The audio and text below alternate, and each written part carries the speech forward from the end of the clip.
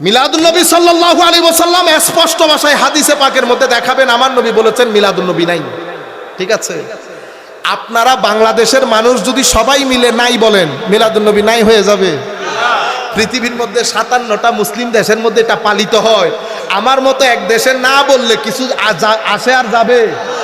আমাদের মধ্যপ্রাচ্যের কয়েকটা দেশ টাকা পয়সা খরচ করতে করতে করতে করতে আর জায়গা নাই খরচ করার। বাংলাদেশের মধ্যে মাদ্রাসা বানাইতে বানাইতে বানাইতে বানাইতে এটা 2 তলা, এটা 10 তলা, এটা 15 তলা, এটা 15 বিঘা, এটা 14 বিঘা।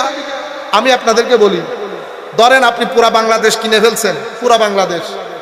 আমি আল্লাহ রসুলকে সামনে রেখে, আল্লাহকে সাক্ষী রেখে, আমি আপনাদেরকে সাক্ষী রেখে বলতেছি, আপনি আমার নবীর এশকের বাজারকে ডিস্টার্ব করতে পারবেন, কিন্তু আমার নবীর এশকের বাজারকে বন্ধ করতে পারবেন না।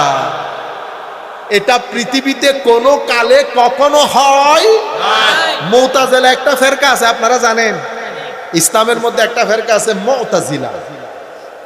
এক সময় মুসলিম সরকার মুতাজিলা ফিরকাকে প্রমোট করে আহলুস সুন্নাহ ওয়াল জামাতের উলামায়ে কেরামের উপর অসম্ভব জুলুম করেছে, বন্ধ করেছে।